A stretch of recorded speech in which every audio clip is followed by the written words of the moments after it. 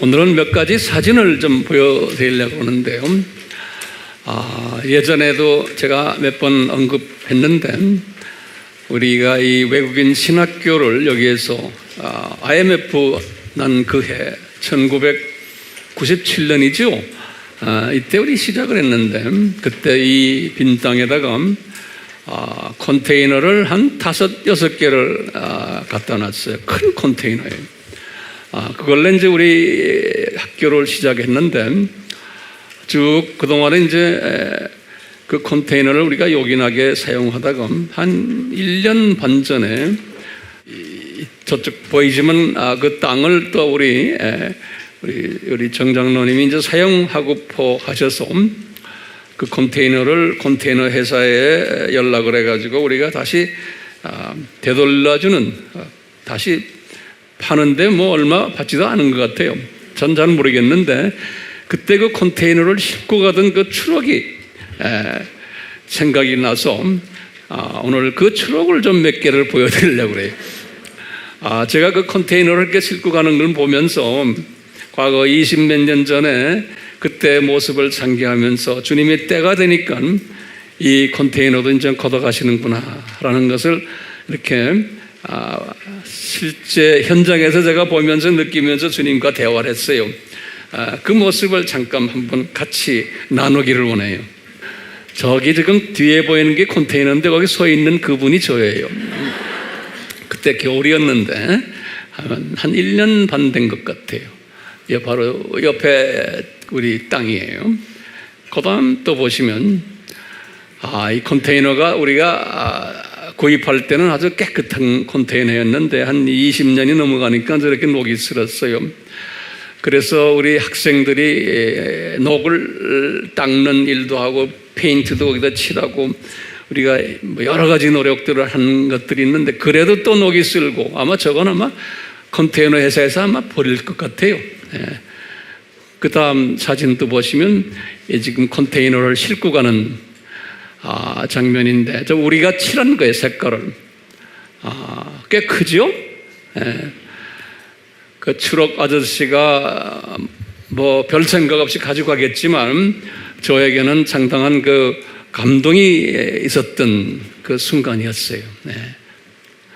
이 컨테이너를 이제 다 싣고 빈 터가 있었는데요. 거기에 여러 가지 또 뭐 잡다한 것들이 있었는데 트럭이 와서 다 실어가 버렸어요.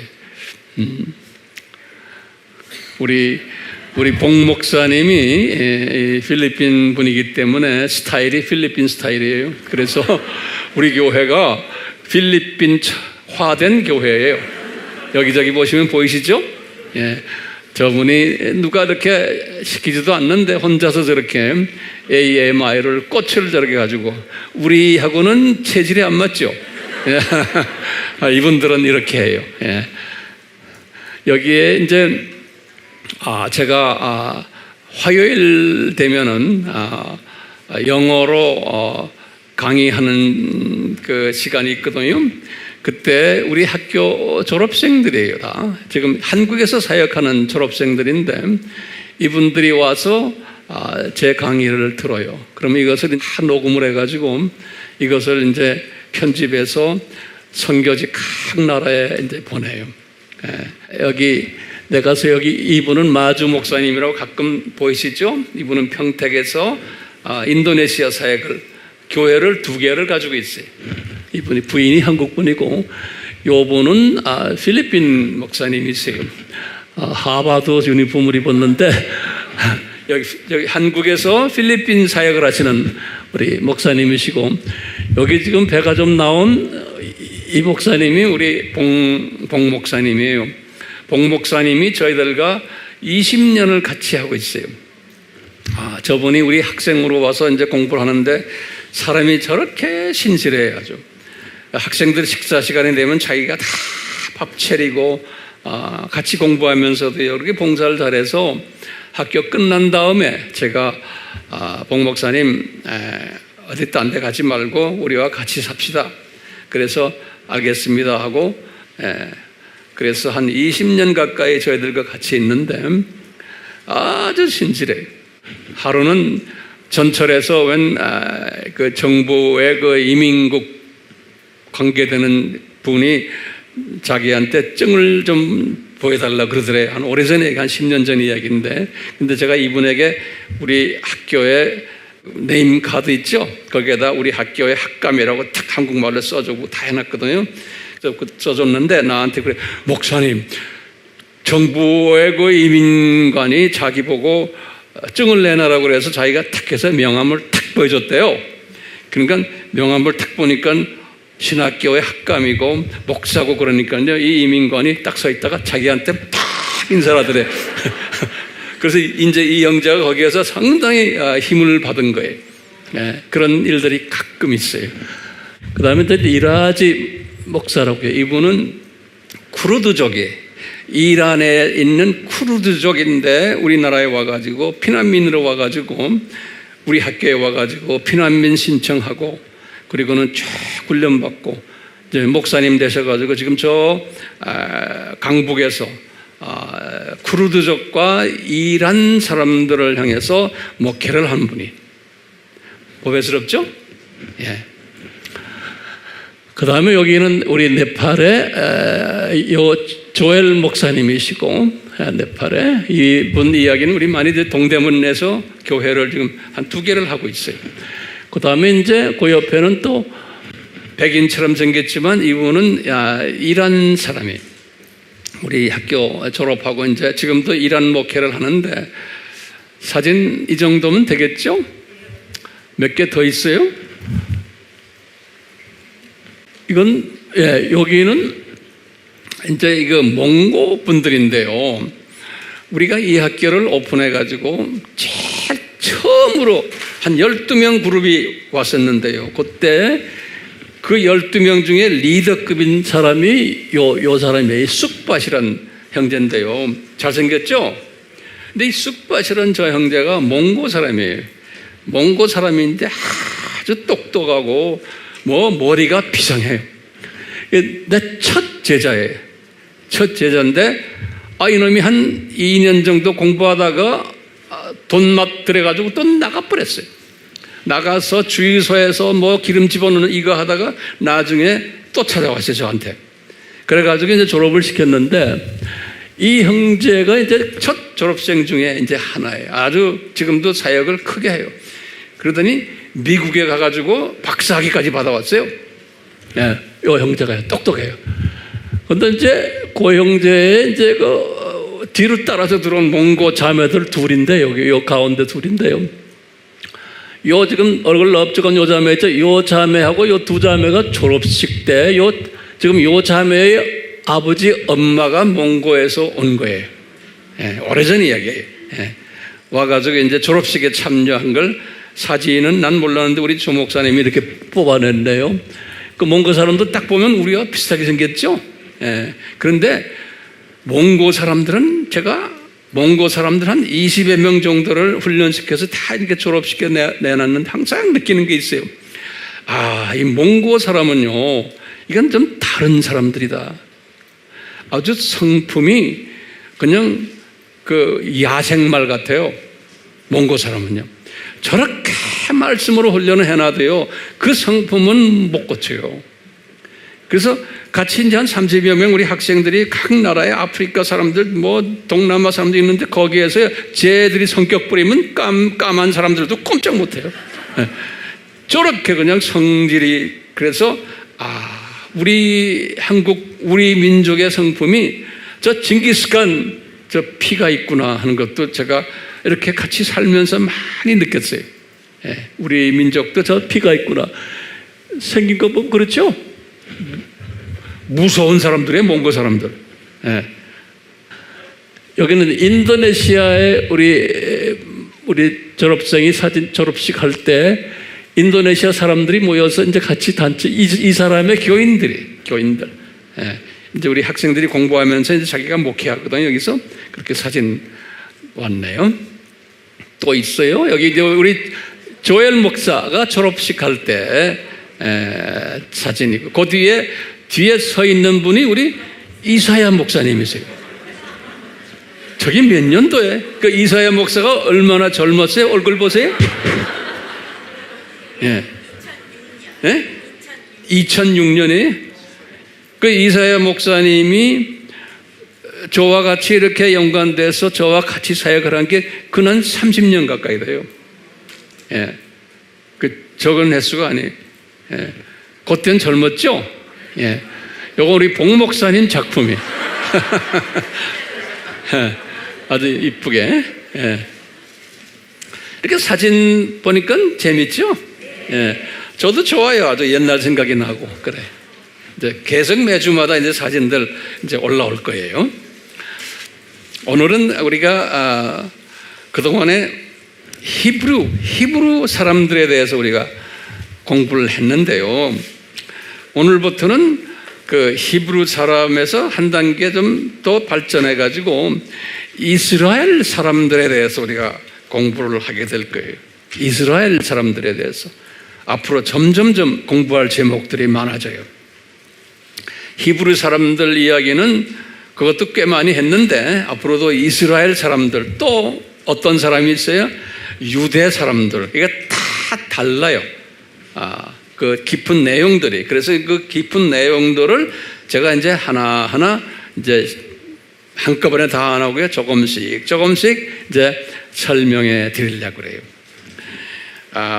우리 지난 시간에도 봤지만 그 아브라함의 자녀들을 호칭하는 이름들 하면은 우리 세 이름이 있죠. 히브루 사람들 또는 이스라엘 사람들, 그 다음에 유대인들, 그래요. 제가 오늘은 칠판에다 적진 않았지만 여러분들이 따로 그냥 열심히 적어야 돼요. 그래서 제가 말을 좀 천천히 할 거예요.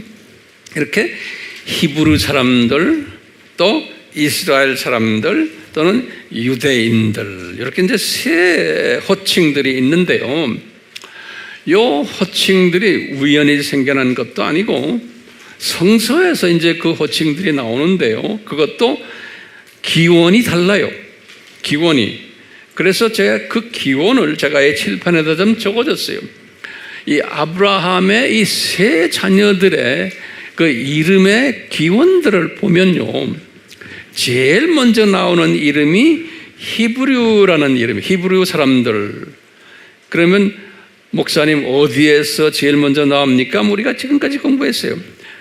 아브라함을 부를 때, 주전 2000년이죠. 아브라함을 부를 때, 아브라함이 약 한 70한 5세 됐을 때, 주전 2091년으로 보면 돼. 이때 창세기 14장 13절에 나오는 아브라함을 호칭하는 이름이 히브루 사람이다 그랬어요. 그래서 그 히브루라는 단어가 제일 먼저 나오는 이름이에요.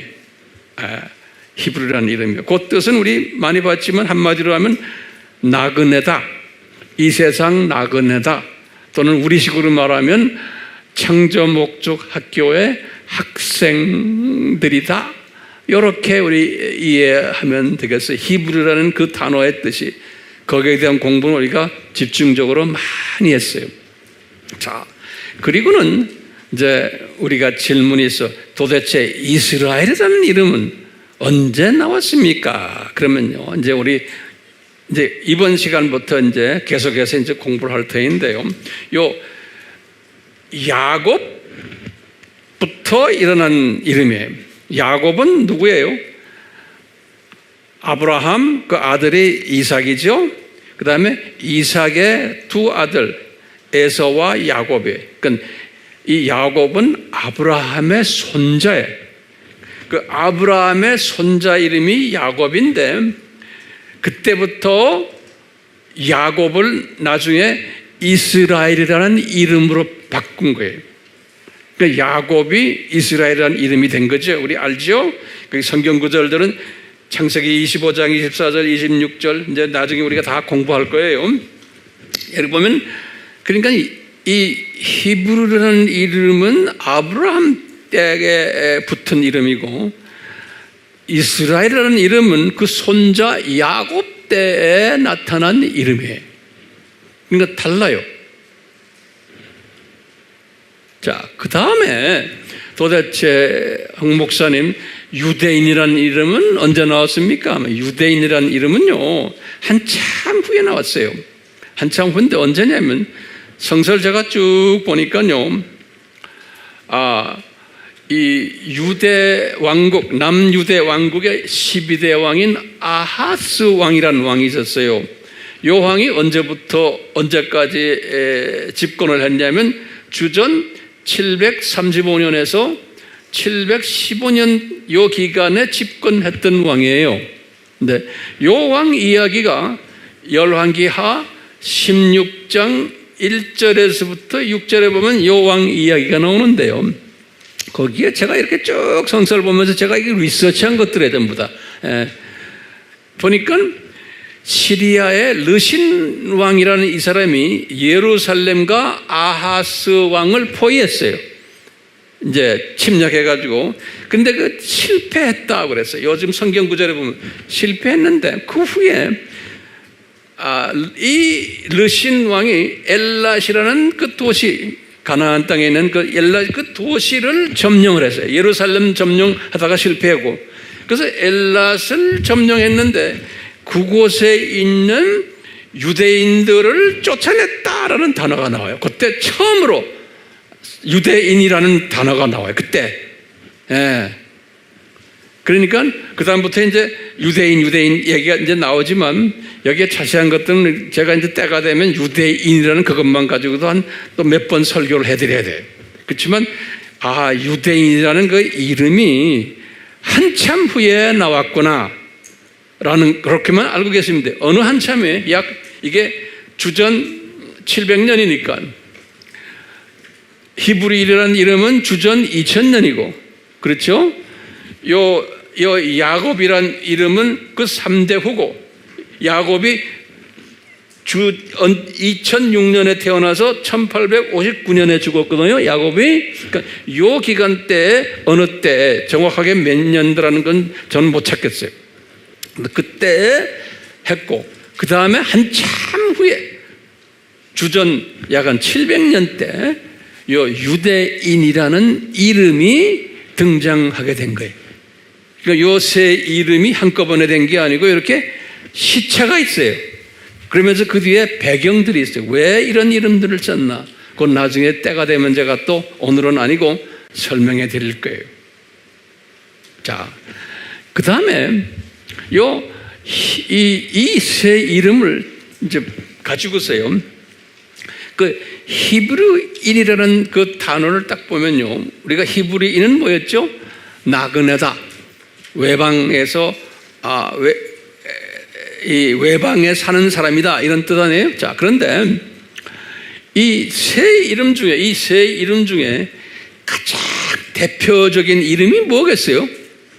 여기에서 이 대표적인 이름이 히브리라는 이름이에요. 그래서 제가 히브리라는 것을 그동안에 열심히 가르친 거예요, 여러분들에게. 자, 가장 포괄적인 이름이에요. 히브리인이라는 게.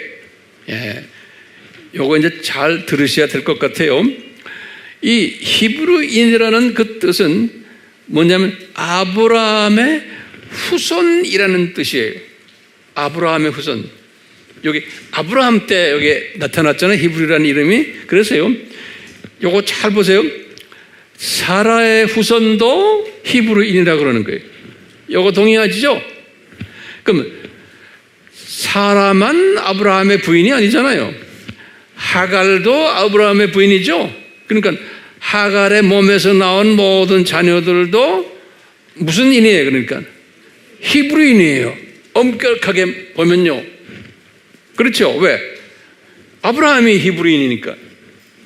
똑같이 사라가 죽은 후에 또 부인을 만났는데 그 부인이 구두라죠. 창세기 25장에 보면 구두라도 또한 아들을 6명을 낳았어요. 다시 말하면 엄밀한 의미에서는 사라의 후손들, 하갈의 후손들, 구두라의 후손들 다 아브라함의 후손들이니까 크게 보면 무슨 인이에요? 다 히브리인들이에요. 크게 보면요. 제 말 잘 따라오세요? 예, 요거 잘 노트 정리하셔야 돼요. 그냥 쳐다만 보고 있으면 나중에 하라 그러면 못해요. 쳐다보는 사람은. 그래요. 내가 해보니까 그래요. 그러니까 노트에다 다 메모라이즈 해놓으세요. 메모라이즈. 그런데 우리가 조금 보면요, 하갈의 후손이나 구드라의 후손도 우리 따로 뭘 부르냐면 좁은 의미에서 아랍 사람들이라고 부른다고요. 우리가 아랍 사람들이라고. 그렇기 때문에 이 아랍 사람들도 알고 보면 무슨 인이에요? 히브리인들이 넓게 보면 아랍 사람들도 좁은 의미에서는 아랍 사람들이지만 크게 보면 히브리인들인 거예요. 다들. 그러니까 여기 지금 아브라함의 후손들이 무슨 일을 하기 위해서 아브라함의 후손들이 됐나요? 창조 목적 학교에서 무슨 일이에요? 조교 역할하는, 우리를 위해서, 하나님의 자녀들을 위해서 조교 역할하는 팀들이에요. 아브라함의 후손들이. 그렇기 때문에 사라의 후손들도 조교 역할하고, 이 지금 하갈과 구드라의 우리가 말하는 아랍 사람들도 다 이 조교팀들 중에 조교팀들이에요. 다 아브라함의 후손들이. 그렇기 때문에 언제 때가 되면 이제 7년 환란 때, 또 이제 1000년 왕국 때 이 아랍 사람들도, 이슬람 종교를 믿는 아랍 사람들도 다 예수님 앞에 무릎 꿇게 되어 있어요. 이분들이 자기네 사명 다 끝나면은, 이제 그런 이야기는 우리가 이제 다음에 기회 있을 때 할 거예요. 자, 그럼 보세요. 오늘은 우리가 지금 공부하는 게 이삭의 후손들이에요. 이삭의 후손들은 누구예요? 지금 에서와 야곱이에요. 쌍둥이 낳잖아요, 쌍둥이. 그러니까요, 요 에서를 또 부르기를 에돔이라 불러요. 우리 에돔이란 말 들었죠? 에서와 에돔이 동미예요. 그리고 이제 성경에 보면 이두미안이라고 해요. 이두미인이라고 그래요. 이것도 다 같은 말이에요. 에돔 사람을 부를 때 이 라틴어로 이두미안들이에요. 그래서요, 요 에서도 누구의 후손이에요? 에서가 이삭의 후손이죠? 그러면 이삭은 누구의 후손이에요? 아브라함의 후손 아니에요? 그러니까 에서도 넓은 의미에서 아브라함의 후손이죠? 잘 보세요. 그러니까 아브라함의 후손이니까 이 에서 그룹들도, 에돔 사람들도 크게 보면 무슨 인이에요? 히브리인이에요. 히브리인. 네, 크게 보면요. 지금 에서가 있고 야곱이 있죠? 야곱 이름이 이스라엘로 바뀌었거든요. 야곱 이름이. 그래서 이제 이 야곱이 나중에 12아들들을 낳았잖아요. 그 야곱의 12아들들을 우리가 이스라엘 사람들이라고 그러잖아요. 그렇죠? 네. 그러면 이제 우리가 이제 보는 거예요. 아하, 왜 12지파도 꼭 왜 12지파냐? 이렇게 이제 물어볼 때 저는 그러는 게, 우리가 몇 주 전에 봤지만 이 계시록 12장 1절에 보면요, 해 입은 여자 나오죠. 그렇죠? 이게 지금 창세전에 디자인하신 것을 계시록 12장 1절에 이야기하는 게, 창세전에 해 입은 여자가 있는데 우리가 그 해 입은 여자를 누구라고 봤어요? 그냥 이스라엘로 이렇게 봤잖아요. 왜 이스라엘이냐면 거기 보니까 이 해 입은 여자가 달을 발 밑에 있지만 12별의 면류관을 쓰고 있었다 그랬어요. 12장, 계시록 12장 1절에. 그러니까 12별의 면류관이 뭐냐? 12지파를 지칭한다 하고 보면 돼요. 그러니까요, 이게 지금 이 12장 1절이 창세전 또는 창세 때라고 본다면 제복엔 창세전 같아요. 이 창세전에 해 입은 여자가, 이스라엘이 12지파가 만들어질 것을 이미 창세전에 디자인된 걸로 저는 보는 거예요. 그러니까 그 디자인된 그것을 이루기 위해서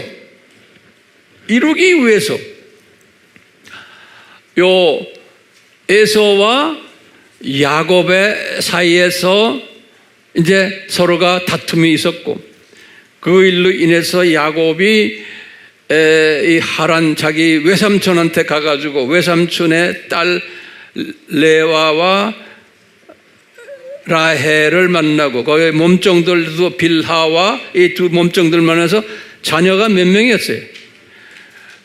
남자만 11명이었어요. 하란에서는. 거기에 디나라는 딸이 또 하나 있었어요. 그런데 나중에 이제 이분 그 자녀들 데리고 나와서 나중에 이제 베들레헴에서 라헬이 베냐민을 낳았어요. 그리고 이제 나타가 산고로 죽었어요. 라헬이. 그 이야기 나오는데 지금 우리 질문은 거예요. 왜 12지파가 만들어졌는가? 이런 사건을 통해서 그럴 때 보면 아하, 뭘 성취하기 위해서요? 요 계시록 12장 1절의 예언을 성취하시기 위해서 이스라엘의 12지파를 이렇게 미리 주님께서 예정하신 것을 이루기 위해서 지금 이 에서와 야곱의 스토리가 전개되는구나. 이제 이렇게 전제를 우선 깔아놓고서 이제 우리가 이제 하나하나 보게 될 거예요. 그러니까요, 그냥 이스라엘이라는 그 단어만 딱 가지고 이야기할 때 좁은 의미에서는 야곱의 12지파를 이야기하는 거예요. 12지파. 예. 그런데 좀 이제 유대인은 그럼 뭐냐? 그럼 유대인이라는 것은요, 저기 지금 아까 봤잖아요. 여기 유대인, 이제 때가 되면 내가 자세히 할 거예요, 공부. 유대인이라는 것은 그 남유대 왕국에, 거기에 남유대 왕국에는 두 지파가 있었거든요. 유다 지파와 베냐민 지파예요. 남유대 지방에 있는 이 두 지파를 남유대 국가라고 그러면서 이제 성서에서 보면 그 사람들을 유대인이다. 이렇게 이제 성서에서 보면 표현되어 있어요. 그러니까 유대라는 이름은 아주 좁은 의미가 있고 이스라엘이라는 의미는 그거보다 좀 더 크고 그 다음에 가장 큰 이름이 뭔가요? 히브루 사람이라는 게 이름이 제일 큰 거예요. 그러니까요, 요 히브루라는 이름이 포괄적 이름이면서 주 이름이에요. 아브라함의 자녀라서 주 이름이면서 그 뜻이 나그네다. 창조 목적 학교의 학생이다. 이렇게 보시면 되고요. 그리고는 이스라엘이라는 이름이나 유대인이라는 이름이나 이런 것들은 좁은 의미고 기능적 이름들이라 저는 보고 있어요. 기능적 이름들. 그래서 요 모든 이분들이 조교팀 역할을 하기 위해서 이렇게 기능적으로 분류를 해놓지 않았나 이렇게 보고 있어요. 그러면은 참고로요, 이 성서에 이 세 이름들이 얼마나 많이 나오느냐, 그거 제가 한번 리서치를 해봤어요. 쭉 리서치를 해보니까요, 다음 같아요. 그래서요, 히브리어인 그래놓군요. 히브리어인이라는 그 이름이, 그 단어가 구약에는 31번 나와요. 우리 지난번에도 했어요. 그리고는 신약에는 15번 나와요. 많이 안 나와요. 그러니까 총 46번 나와요. 히브리어인이라는 이름이. 제가 쭉 해서 조사를 해보니까요. 그 다음에 그런데 이스라엘이라는 이름은 꽤 나와요. 이스라엘이라는 이름은 구약에는 약 한 3,000번 나와요. 놀랍게. 이스라엘이라는 이름은요. 그런데 이스라엘이라는 이름이 신약에는 74번 딱 나와요. 총 3,074회다 이렇게 보시면 돼요. 그러니까 이스라엘이라는 이름이 성경에서는 제일 많이 나와요. 그러면 유대인은 어떡합니까? 유대인은 구약에는 82번 나와요. 신약에는 183번 나와요. 우리가 지난 약 한 달 동안 히브리인의 기원에 대해서도 공부했고, 히브리인의 의미, 그 다음에 여러 가지 구약에서 보내준 세 종류의 히브리인들 우리 공부 다 했잖아요. 그 다음에 이제 이 히브리인들이 어떤 시각을 가지고서 창조 목적을 보는가, 구원론을 보는가 쭉 해서 제가 한 10가지 이야기를 다 드렸어요. 자, 그럼 오늘은요, 우리가 조금 자세하게 이스라엘 사람들의 배경은 어떠한가?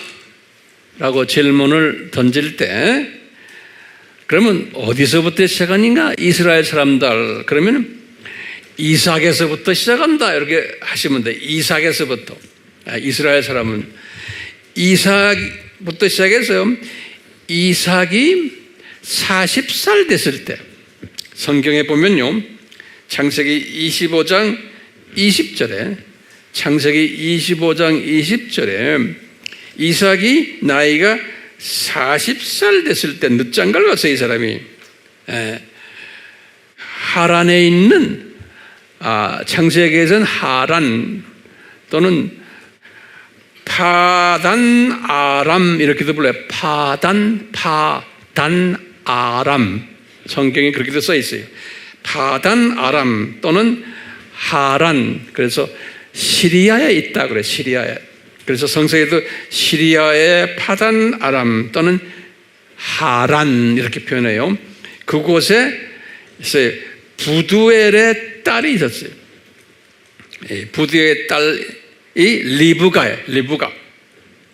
그래서 이 리브가와 이삭이 결혼을 한 이야기예요. 리브가와. 그 이제 오라비가 누구예요? 라반이다 그래요. 라반. 그러니까 리브가의 오라비가 오빠인지 남동생인지 잘 모르겠지만 그래요. 다시 봐요. 리브가가 누구예요? 이삭의 부인이에요. 그런데 그 부인의 남동생인지 오빠인지 이름이 뭐예요? 라반이에요. 라반. 다 그런 이름들이 창세기 25장 20절에 있어요. 그러니까 이분들이 어디에 살았어요? 하란 또는 파단 아람. 그래. 여기에 살았던 분들이. 몇 살에 결혼했어요? 40살 때. 그런데 이삭이 60살이 됐어요. 60살 됐을 때 쌍둥이가 태어났어요. 쌍둥이가. 창세기 25장 24절에서 26절에 기록이 되어 있어요. 그래서 형이 에서고 동생이 야곱이에요. 근데 성경에는 이랬어요. 형은 이름을 에서라고 붙였어요. 형 이름을. 그 이유가 다 있어요. 뭐냐면 피부가 빨갛고, 그래서 에서란 이름은 레드, 빨갛다는 소리예요. 그 다음에 전신에 털이 있었다 그랬어요. 그 빨가면서 털이 있었던 그 남자기 때문에 이름을 에서라 붙였다 그랬어요. 그 에서의 뜻이에요. 동생 야곱은 나올 때 형의 발꿈치를 붙잡고 나왔다. 그래서 야곱이다, 제이콥 이렇게 붙였다는 거예요. 창세기 25장 24절에서 26절에 그렇게 설명이 되어 있어요. 근데 이제 야곱의 이름이 발굽을 붙잡았다 그렇게도 되지만, 이 제이콥이라는 야곱이라는 이름을 원어를 쭉 들여다 보면요, 무슨 의미가 있냐면은 속혀가지고 빼앗은 자 이렇게 되어 있어요. 영어로는 그렇게 써 있어요. 남을 속여서 빼앗은 자 이름이 야곱이란 뜻이에요. 또는 속히는 자, 이 의미가 제이콥, 야곱이라는 의미예요. 오늘 야곱 이야기를 좀 많이 할 거예요. 마음에 준비됐어요? 네. 그러면요, 우리가 한번요, 에서와 야곱을 한번 비교를 해봐요. 제가 칠판에 안 적었기 때문에 여러분들이 하나하나 잘 적으세요. 에서에 대해서 좀 봅시다. 그분의 성격과 품성과 또는 인격 이런 부분을 보면 에서라는 사람은 성서에 기록된 대로요.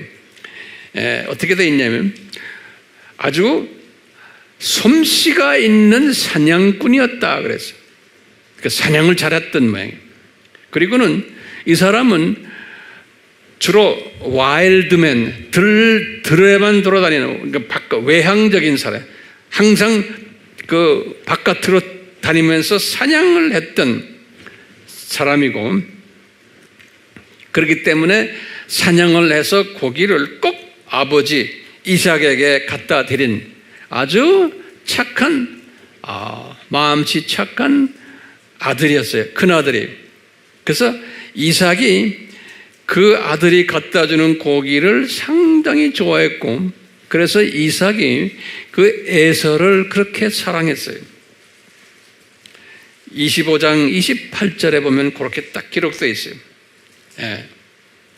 그러니까 이분은 사람이 친구 좋아하고 사람이 털털하고 성격이, 그리고는 그냥 시간만 있으면 나가서 사냥해서 자기도 먹고 아버지 꼭 좋은 고기 갖다 드리고 하는 그런 착한 아들이었어요. 에서가요. 우리가 이제 때가 되면 제가 에서에 대해서 우리가 집중적으로 공부할 때가 있어요. 그래서요, 동생 야곱도 그렇고 어머니 리브가도 그렇고 이 큰아들이 잡아온 고기를 즐겨 먹으면서 항상 지냈는데, 이 아들이 항상 동생 이 야곱이 성품이 자기하고 다르기 때문에 그 야곱에 대한 좀 갈등들이 있었어요. 그러면 어떤 부분에서 그러나? 그러면 야곱은 어떤 사람이었느냐? 그러면 참 신기하게요, 야곱이란 사람은 태어날 때 이름이 야곱이에요. 태어날 때부터 남을 속이는 자라는 이름을 달고 나온 사람이에요. 하나님께서 그렇게 디자인하신 거예요. 태어날 때부터 이름이 그렇게 좋은 이름이 아니에요. 속여서 뺏어가는 그 이름이 야곱이란 이름이에요. 그렇기 때문에 야곱이라는 사람은 그런 이름을 가지고 태어나면서 성품은 에서와 완전히 정반대 성품이었어요. 아주 내성적이고 그냥 집에만 있는 게, 장막에만 거했다 그랬어요. 바깥에 안 나가요. 그냥 내성적인 평범한 그냥 마마보이예요. 그래서 어머니가 리브가가 이 야곱을 좋아했다, 사랑했다 그랬어요. 아버지는 누굴 좋아했어요? 아버지는 고기를 잘 갖다 주는 큰아들이 이쁘고, 아버지가 그 작은 아들을 별로 하니까 어머니가 그 작은 아들을 이뻐해 준 거예요. 그래서 작은 아들은 고작해야 집안에서 부엌에 들어가서 어머니 도와가지고 쿠킹을 하는 그런 아들이었어요. 그래서 팥죽을 자주 끓였다 그랬어요. 팥죽을. 팥죽을 끓이는데 이제 이 에서가 사냥 갔다 와서 있으면 피곤하고 막 팥죽 냄새 나고 하니까 동생한테 야 그거 좀 달라 그래서 많이 얻어 먹었던 것 같아요. 그러다가 이제 하루는 우리 알다시피 하도 팥죽을 달라고 보채니까 동생 야곱이 형 그러지 말고 장자권 나한테 포기해. 그러면 내가 아주 잘 해줄게. 그게 25장 31절에 그런 이야기들을 쭉 나와요. 그래서 이제 형이 이런 표현을 해요. 25장 30절에 내가 배고파 죽을 지경인데 그까지 장자권이 뭐가 그리 나한테 중요하냐? 이런 말을 써놨어요. 성경에 보면요. 그러니까 이 사람 입장에서는 장자권이 그렇게 중요하게 생각하지 않았던 것 같아요. 그런데 성령님께서는 요 야곱은 장자권을 요긴하게 생각하는 사람으로 만들어 놓은 거예요. 예. 그러니까 요 동생이 장자권을 뺏어오려고 형한테 그러는 게 내가 이 팥죽 줄 테니까 나한테 맹세하십시오. 예? 나한테 장자권을 줄 때 이제는 다시 달라고 말하지 마세요. 한 번 말했으면 끝난 겁니다. 형이 알았다. 맹세할게. 그래서 이제 장자권과 바뀐 이야기 우리 다 알잖아요. 이 야곱이라는 사람은 소위 제가 볼 때는 목표 지향적인 사람이에요. 내가 장자권을 뺏어야지. 그러니까 우리 집안에 이 집안 기틀을 잡으려면 내가 장자권을 내가 가져야지 저 형 가지고는 안 되겠다. 그러니까 집요하게 그걸 뺏어온 사람으로, 그래서 그 집요한 사람의 상징이고 또 좀 나쁘게 말하면 약은 사람이, 그리고는 또 나쁘게 말하면 목표를 설정해 놓으면 무슨 수단 방법을 가리지 않고 그것을 이루려고 하는, 이런 사람이 이제 누구라고요? 야곱인 사람이에요. 이렇게 완전히 다른 두 형제를 주셨어요. 그렇기 때문에 이 장자권을 이렇게 형한테 받아놓고는요, 창세기 27장 1절에서부터 25절 전체를 나중에 이제 셀 모임 때 그 보세요. 할 때 그 리브가가 아마 그랬던 것 같아요. 이 에서가 지금 들에 나가서 사냥하는 그 기간에 리브가가 자기 남편한테 이렇게 말했던 것 같아요. 이삭한테 여보, 요 아들에게 장자의 복을 줍시다. 그래서 그 아들에게 장자의 복을 주는 기도 내용이 27장 28절에서 29절에 기록되어 있어요. 지금 누구한테 이 아버지가 줘요? 둘째 놈한테. 첫째 놈은 지금 들에 나가서 지금 사냥하고 있는데, 그래가지고 그 복을 줘요. 뭐 육체적인 복, 그 다음에 뭐 백성들이 많이 너를 섬기겠다, 민족들이 너를 섬기고 너는 형제들 중에 가장 귀한 존재가 되고, 그러면서 너는 너를 저주하는 자는 저주받고 너를 복주는 자는 복받고, 그 내용들이 쫙 이게 아버지 이삭이 이 아들에게 야곱에게 장자의 복을 준 기도예요. 그래서 이제 이미 기도를 했기 때문에 이제는 이 복이 누구 거 됐어요? 이제 야곱 것이 돼버린 거예요. 이걸 속인 거예요.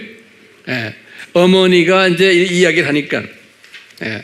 그러면서 이제 우리 이야기 알죠? 아버지가 좀 눈이 좀 어두워져 가서 구별 못하는 이야기 나오잖아요. 그런 이야기 다 있어요. 그래서 이제 아버지가 속여서 이제 장자권을 준 거예요. 이거 다 한 다음에 에서가 이제 고기를 가지고 집에 온 거예요. 사냥 끝내고 집에 와서 아버지께 고기를 드리면서 아버지, 저 복 좀 내려주십시오. 이제 이렇게 한 거예요. 27장 30절에서 33절에 보면 그 이야기가 나와요. 그때 이 아버지가 내가 아까 에서인 줄 알고 복을 내렸는데 이게 야곱이었구나라는 걸 감질했다고 그랬어요. 그래가지고 이삭이 내가 속였구나 라는 것을 알면서 이삭이 그 아버지가 심히 떨었다 그랬어요. 내가 속였구나 이놈한테. 그러면서 이제 아버지가 그런 거예요. 야곱아, 너 어디 있느냐 이놈아.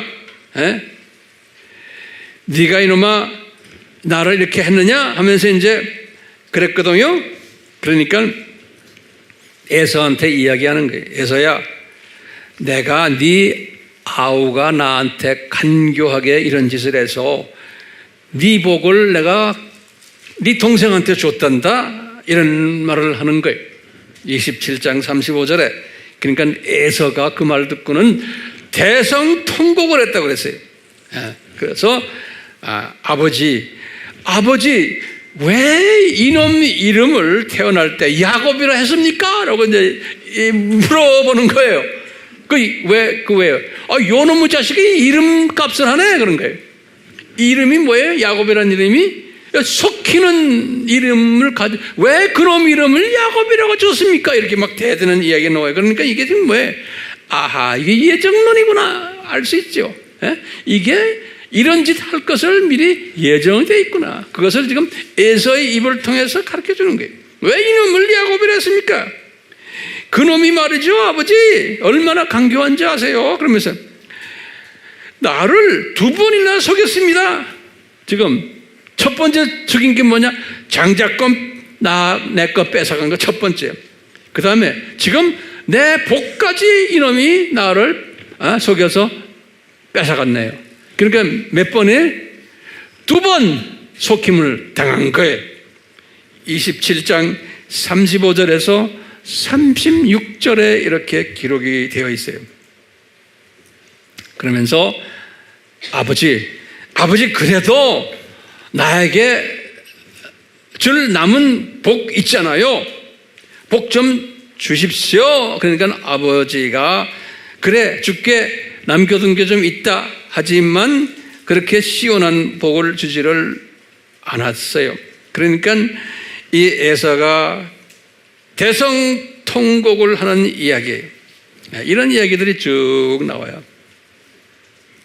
그러니까 이제 에서가 나와가지고 야곱을 보고 너 자식아 난 너 죽여버리겠다 그런 거예요. 그런데 말을 하질 않았는데 죽여버리겠다고 아마 혼자서 질질질질 말을 했던 모양이에요. 그 말을 어머니 리브가가 들은 거예요. 어머니가 이놈이 화나서 혼자서 이 새끼 내 죽여버리겠다 아마 그랬던 모양이에요. 27장 41절에 보면 그런 말이 나와요.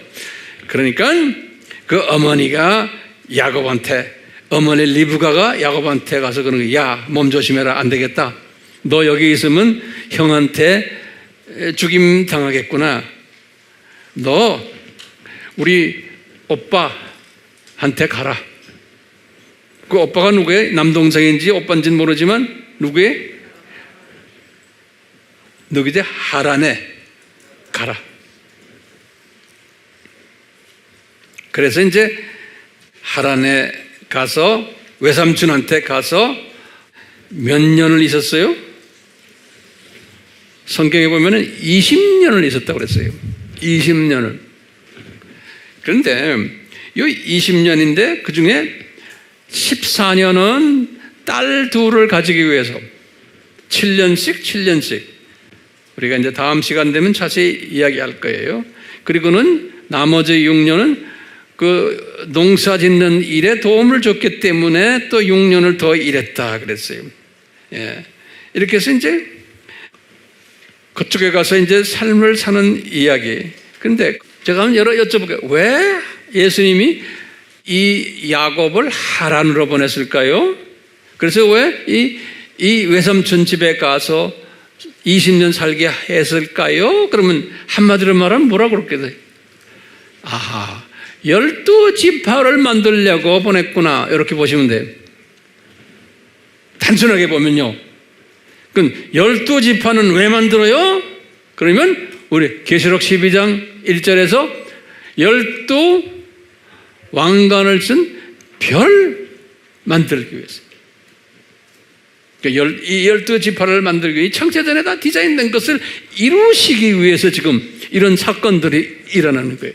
큰 그림 속에서. 이제 이런 걸 깔아놓고요. 우리가요. 한번 야곱이란 이 양반이 자기 형 에서를 보는 시각을 한번 잠깐 봐요. 이분이 자기 형을 어떤 시각으로 봤을까? 그러면요, 지금 이런 모든 예언들을 이루시기 위해서 야곱이 형을 보는 시각을 이렇게 만들어 놓은 거예요. 첫째요, 저 형은 사람만 찾겠지, 그냥 먹는 것만 좋아하는 사람이고, 놀기 좋아하고 호탕한 성품이고, 사람 좋아하는, 놀기 좋아하는, 그렇기 때문에 우리 형은 장자로 태어났지만 장자 노릇을 할 사람이 아니다라고 본 거예요. 제 생각에, 황 목사님 생각에.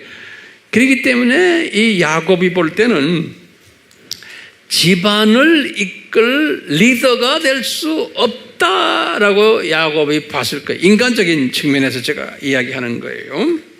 그러니까 저런 형은 부모님을 봉양 잘 못할 거다라고 야곱이 봤을 거예요. 그러니까 봉양 책임이 있는데 장남이 이걸 못할 거다.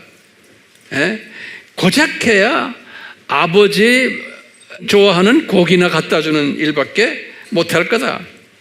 그러니까 우리 어머니 리브가가 저 큰아들 보면은 참 속상하시는구나라는 것을 감지했을 것 같아요. 이 작은 아들이 어머니 마음을 편하게 못 해주는, 이제 우리가 지금 상상하는 거예요. 이 야곱이 에서를 보는 시각이에요.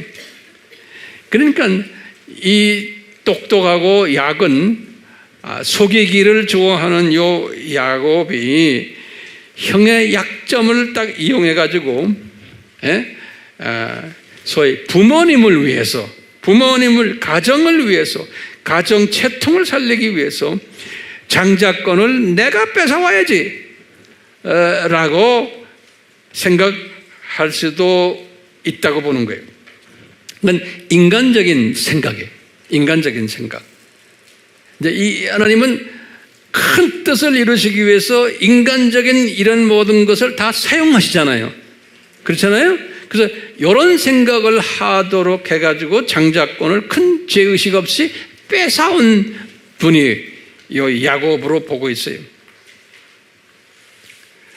그러면 오늘 지금 결론적으로 한번 제가 여쭤볼게요. 그러면 이 야곱이 장자권을 뺏어오고 이 야곱이 지금 12지파 만드는 일을 이제 할 것이고, 이런 것들은 결코 우연이 아니죠. 이 하나님의 철저한 디자인 속에서 지금 이런 일을 하고 있는 거예요.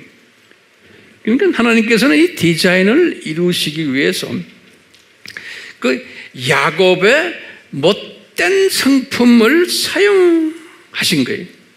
이 야곱이 만약에 형 같은 성품이었으면은 이런 일을 나는 못한다고 보고 있어요.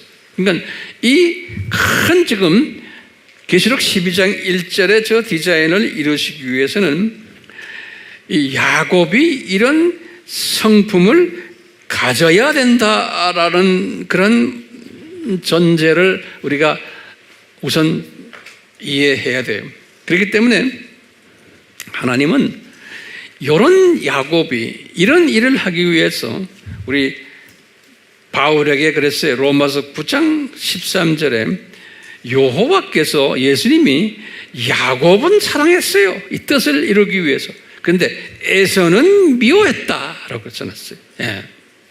이 하나님의 주권을 이야기하시면 주권적으로 볼 때 다 히브리 사람들이에요. 여기 보면요, 같은 히브리 사람인데 에서나 야곱이나 이 예언을 이루시기 위해서 이 야곱을 사랑하시고, 그래서 야곱을 통해서 12지파가 나오도록 이렇게 하셨다라고 보고 있어요. 우리가 이제 다음 시간에도 좀 보겠지만, 그래서 이제 이분이 20년을 이분이 하란에서 외삼촌 댁에 있으면서 자녀들을, 아들 11명을 낳고 딸 하나 디나를 낳고 해서 자녀가 12명이 됐고, 나중에 이제 가나안에 들어와서 베들레헴에 가가지고 마지막 막내가 누구예요? 벤야민을 낳았어요. 그러니까 20년 동안에 부인 4분을 자녀를 가졌고 자녀 10딸 디나까지 해서 12분의 자녀를 데리고 이제 그 다음에 재산을 외삼촌의 재산이 한 절반 정도를 다 가졌어요. 예. 다음 시간에 우리 자세한 이야기 할 거예요. 그래서 이제 이분의 생각은 이제 자기가 본토, 본고향으로 이제 가려고 그러는 거예요. 그러니까 이삭을 만나러. 이삭이 그 당시에 제가 볼 때는 헤브론 아니면 부엘세바에 있은 걸로 제가 알고 있어요. 그래서 이제 자기 아버지를 만나러 이제 이삭을 만나러 20년 후 이야기예요. 그래서 이제 가는데 제일 겁나는 게 누구예요?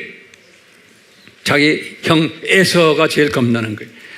에서가 죽이겠다 그랬잖아요. 그러니까 항상 에서를 생각하면서 이제 가나안 땅으로 이제 내려오기 전에 지금의 그 요르단 쪽에 야복강 있는 쪽에 거기까지 왔는데 와가지고 저기 보니까 이제 에서 팀들이 있는 거예요. 그러니까 이제 자기의 스타원들을 보내가지고 에서한테 가서 이제 이야기를 하는 거예요. 제가 이제 이렇게 왔습니다. 그래서 이제 에서한테 여러 가지 선물들을 다 엄청난 선물들이 그걸 준비해가지고 형님 갖다 주면서 화해하려고 하는데 마음속에 굉장히 두려웠다 그랬어요. 자기가 죽을까봐. 여기 창세기 32장에 이제 그 스토리 32장이에요. 그 두려움 속에서 있는데 저 멀리서 에서가 400명의 자기 사환들을 데리고서 이제 야곱을 보러 오는 이야기를 들은 거예요. 그런데 야곱 생각에서는 아하, 저 형이 나를 죽이겠구나. 이제 이런 생각하고 있는데 그 두려움 속에 있는데 32장 이제 1절과 2절에 보면 뭐가 있냐면 하나님의 천군들이, 그러니까 천사들이 많은 천사들이 이 야곱을 진치면서 보호했다 그런 게 나와요. 천사들이. 그래서 그 땅을 마하나임이라 이름을 붙여요. 마하나임이라. 창세기 32장 1절에서 2절에 그러니까 마하나임이라는 도시는 그 땅을 그렇게 이름 지은 거예요. 마하나임. 아주 유명한 이름이에요. 성서에서는요. 그래서 이제 이 말은 뭐냐면 이 야곱을 천군들이 와서 진치면서 지켰다라는 거예요. 그러니까 에서가 죽일 수가 없는 거예요. 그러다 그게 마하나임 이 천군들이 분명 에서의 마음도 감동해가지고 너 네 동생 그대로 안아줘라, 용서해줘라 라는 그 메시지도 이 마하나임 이 천군들이 다 진행했었을 거로 저는 보고 있는 거예요. 왜 이렇게 마하나임 이 천군들을 보냈을까요? 야곱한테, 그 나쁜 놈한테? 그럼 뭐라고 대답하겠어요, 여러분들? 하나님의 뜻을 이루시기 위해서인 거예요. 이 형제를 통해서. 이 뜻은 뭐예요? 12지파를 만들기 위해서인 거예요. 이미 그 일은 거의 끝내가고 있는 거예요. 예. 이스라엘이라는 그 지파를 만들기 위해서, 이스라엘 지파를 만들기 위해서. 그러니까 절대로 보호한다는 의미에서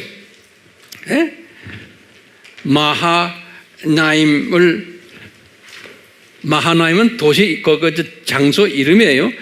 천군들을 보낸 거예요. 그렇기 때문에요, 제가 이제 여러분들에게 도전하는 게 이래요. 우리도 은혜를 입어서 야곱 같은 사명자가 되면은 항상 우리를 뒤따르는 천군들이 있다는 것. 우리 그걸 잊었으면 안 돼요. 또 중요한 부분이, 오늘 메시지 중에 중요한 부분이 이 12지파를 만들기 위해서, 이 말은 이스라엘이라는 그 지파를 만들기 위해서 하나님이 에서를 사용하지 않고 야곱을 사용하신 게 우리의 큰 질문 중에 하나예요. 왜냐하면 만약에 에서를 사용했다면 내가 볼 때는 에서의 그 성품 가지고는 이 12지파를 만들 수가 없다고 저는 보고 있어요. 그 성품 가지고는요. 좀 그냥 좋은 게 좋은 거고, 그냥 사람 좋아하고 목적의식이 뚜렷하지 않고 이런 사람은 하나님이 쓰지를 못하는 거예요. 그렇기 때문에 우리 야곱을 통해서 우리에게 보여주시는 게 뭐냐면 요 본성, 하나님이 주신 그 본성이 있어요. 그 본성이 좀 주님의 이 큰 뜻을 이루기 위해서는 사람이 좀 야곱 같아야 된다는 거예요. 목적의식이 뚜렷하고 이해관계도 뚜렷하고 그 다음에 하나님의 뜻이라 그러면 그냥 밀고 나가고 하는 이런 사람들. 그래서 자기 외삼촌과 딜을 하는 걸 보면 그래요. 아주 야비하게 딜을 해요. 그렇지만 끈기 있게 해요. 끈기 있게. 이런 사람들. 이게 지금 오늘날 우리가요, 두심성 시대에 살고 있는 우리도 이런 야곱의 성품을 가지지 않으면은 그냥 우리가 아바 공부 이렇게 하고 아미 공부하고 뭐 해서 많이 알지만 이걸 가지고서 야곱의 성품을 가지고 야곱의 성품은 뭐냐면 진주를 찾은 장사꾼 성품이에요. 이것을 내가 전해야지. 만방에 전해야지.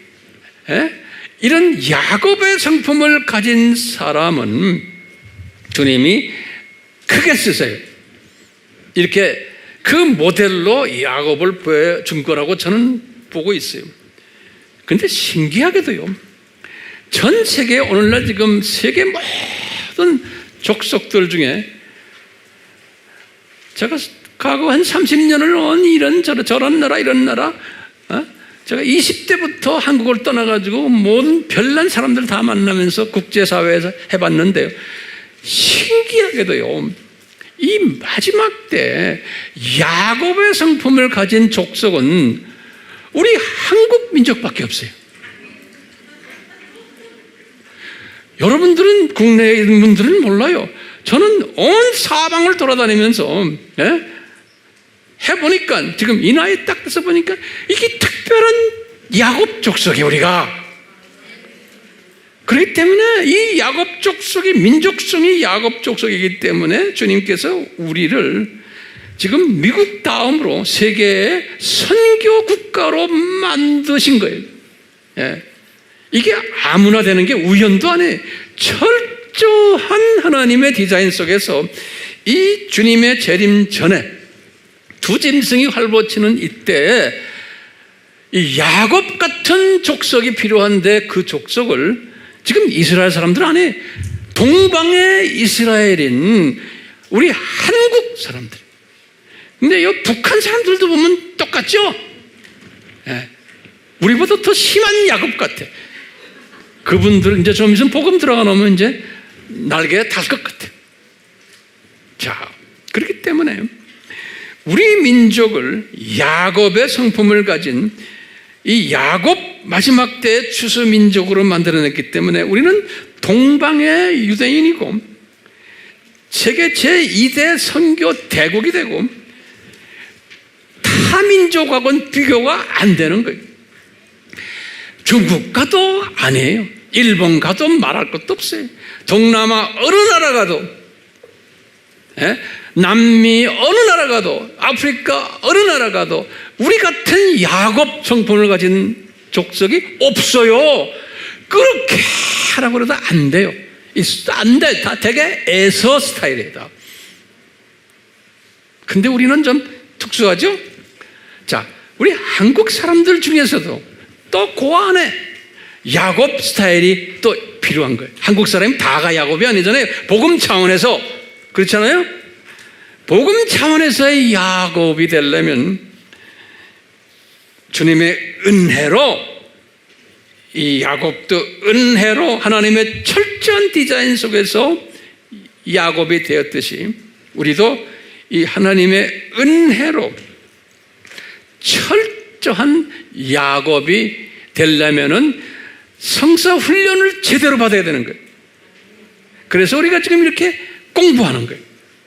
훈련을 받은 사람 중에 진짜 야곱 될 사람들은 이게 꼬리에 불 붙여가지고 뛰게 돼 있는 거예요.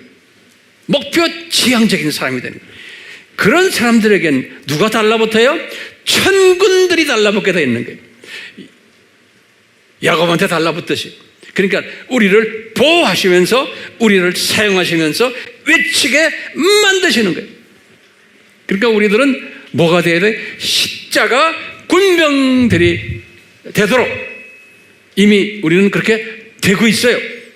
그러니까 우리 에어마의 식구들이요, 이 십자가 군병들이 되셔야 돼요. 그러려면 야곱이 되셔야 돼요. 같은 메시지를 받았는데 에서가 되면 안 되는 거예요. 그래서 이 오늘 설교의 제목이 야곱에게 베푸신 그 은혜를 우리 받자. 아멘이요? 우리 그렇게 되면 우리가 십자가 군병들이에요. 그건 저는 유심히 보는 거예요. 우리 팀 중에 누가 야곱의 그 은혜를 받은 자인가? 저는 이런 영성을 가지고서 여러분들 한 분 한 분을 제가 이렇게 멀리서 이렇게 보고 있어요. 예. 안 보는 것 같죠? 제 눈이 조금해도 다 보여요. 그러니까 우리 모두가 다 야곱 됩시다. 그러면 뭐가 따라와요? 천군 천사가 따라오게 돼 있어요. 그럼 나한테 따라오면 여러분들 사랑하는 가족들에게 항상 따라다니게 돼 있는 거예요. 예. 아멘?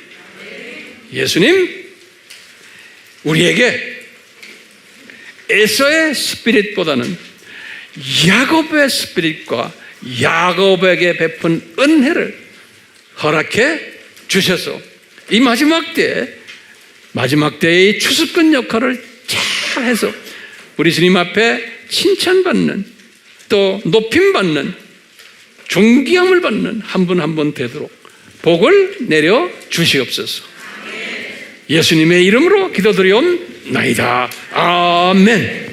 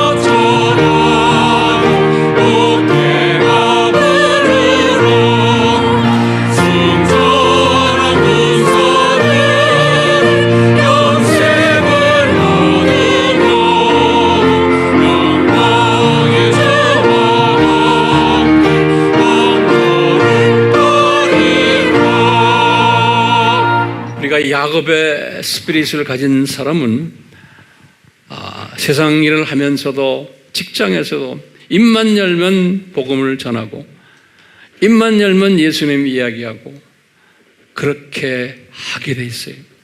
사람 눈치 보는 사람들이 아니에요. 입만 열면 하게 돼 있어요. 뭐 바빠서 못합니다. 그런 사람들은 그냥 애서들이에요. 야곱이 되려면 그냥 하는 사람들, 듣든 안 듣든. 그런 사람에게는 누가 달라붙어요? 천군 천사들이. 그런 아버지 엄마 하는 사람들은 자녀들 주님이 천군 천사 다 붙여주세요. 기도할 필요도 없어요. 왜 기도해요? 기도는 자기 욕심 때문에 하는 거예요. 내 할 일 하면 나머지는 그분이 알아서 하시는 거예요. 예. 내가 하는 것 자체가 기도예요. 그런 사람 다 되시기를 축원합니다.